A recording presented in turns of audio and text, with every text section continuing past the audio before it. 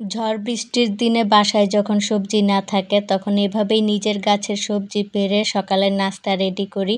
আর আজকে নাস্তা রেডি করেছিলাম একজন মেহমানের জন্য। আসসালামু আলাইকুম, আমি অন্তরা। তো কেমন আছেন সবাই? দেখতেই পাচ্ছেন গাছ থেকে পেঁপে পাড়ছিলাম।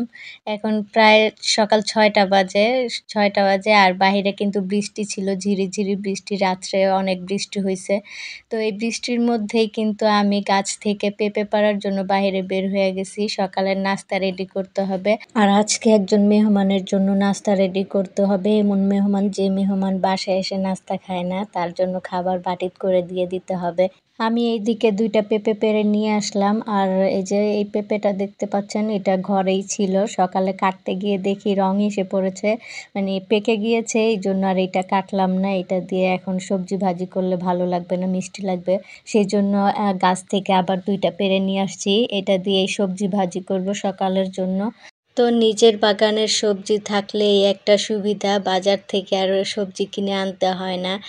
যখন তখনই গাছ থেকে সবজি পেড়ে সাথে সাথে রান্না করে খাওয়া যায়। যাই হোক, আমি পেঁপেগুলো সব কেটে নিয়েছি, স্কোয়ার সাইজ করে কেটেছি। সাথে একটা আলুও কেটে নিয়েছি, ধুয়ে নিয়েছি। এখন হচ্ছে সবজিটা ভাজি করে নেব। এই জন্য অল্প অল্প করে সব মশলা দিয়ে মশলাটা একটু কষিয়ে তারপর হচ্ছে পেঁপেগুলো দিয়ে দেব।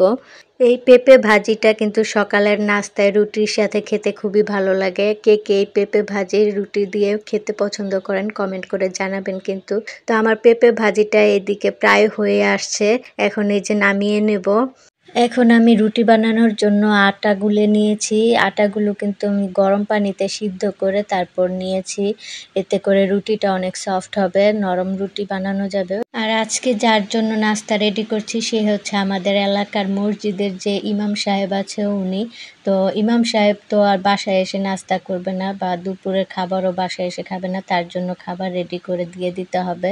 যাই হোক, আজকে আমাদের সিরিয়াল পড়ছে আমাদের বাসার আর কি। প্রতি ২-১ মাস পর পরই তাকে খাবার দিতে হয়। তো আমরা দেই, চেষ্টা করি ভালো খাবারটাই দেওয়ার।